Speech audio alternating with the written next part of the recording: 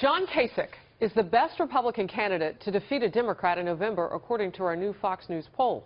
Now, that's according to all registered voters who were surveyed. But the numbers also show most GOP voters don't agree with that. In fact, one of our pollsters says the disconnect is astounding. The survey shows Kasich would beat Hillary Clinton by 9 points. Clinton would beat Ted Cruz by a point, so that is a statistical tie. She would beat Donald Trump by 7 points. But nearly two-thirds of Republican voters say they think Trump has the best chance of beating her. He's also their top choice among all voters of both political parties. How do you explain that? Let's ask Fox News Sunday anchor Chris Wallace. Chris?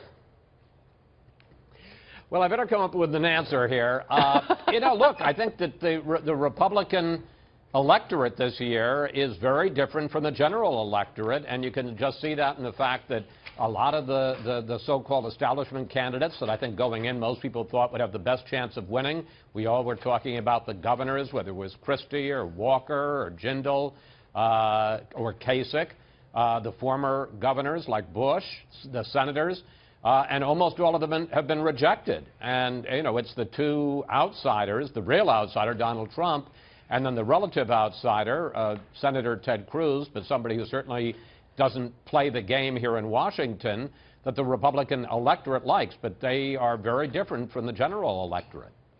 Chris, I want to try to hit some new ground that I haven't seen, at least. And this whole idea of Donald Trump going to Capitol Hill, and now he's going to do this on a weekly basis. He did it for the first time this week.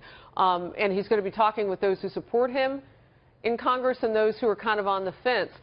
It's interesting because Ted Cruz reportedly doesn't have a lot of friends in Congress. And now you've got Donald Trump and his group going up there. Now, I know the talk has been about how do you get delegates to vote, but is something else going on there?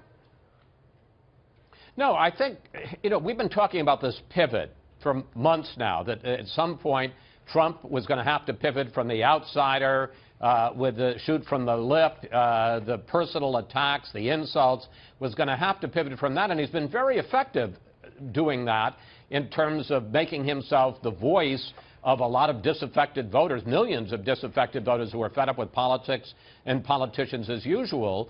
But at some point, not to say that you have to be a captive of the establishment, but you have to find a way to get along with them, particularly if you're going to try to get to 1,237 delegates, the majority you need to be the nominee. And then going forward in a general election campaign, you got to get the party unified behind you.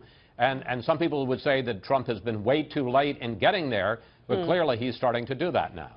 Yeah, well, and I mean, if you look at where he's meeting at the Capitol Hill Club, that's like down the hall from the RNC? So kind of sending a message. I mean, he and Reince Priebus have been kind of trading barbs this week. So there he is in his backyard as well. Hey, you've interviewed him, and you've talked with Donald Trump about temperament. Our Fox polling, the fresh round, is showing maybe some indications that people are concerned about that among his supporters in particular. You asked him the question about becoming presidential, and he said he will. And you said, well, when is it going to happen? I want to get your thoughts. Well, yeah, what you're talking about is temperament. He's dug a huge hole for himself. When people are asked, do they have the temperament to be president, I think only a third of the electorate, you have the numbers there, say that. That's a terrible number. And he has paid a price.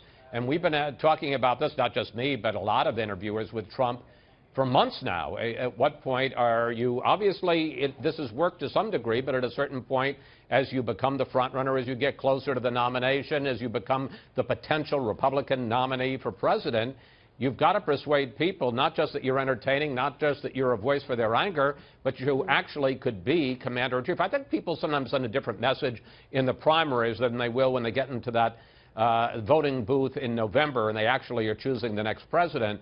Yeah. And Trump has dug quite a hole for himself, and at some point he's got to be able to persuade people that he is fit to be the president and the commander-in-chief of this country. Well, if you saw him speak last night, and he's got these policy speeches that are planned ahead too, people will be able to get an opportunity to make up their own minds about that and whether or not he's doing the pivot successfully. We'll get a chance to see that. Chris Wallace, it's always good to see you. Thank you.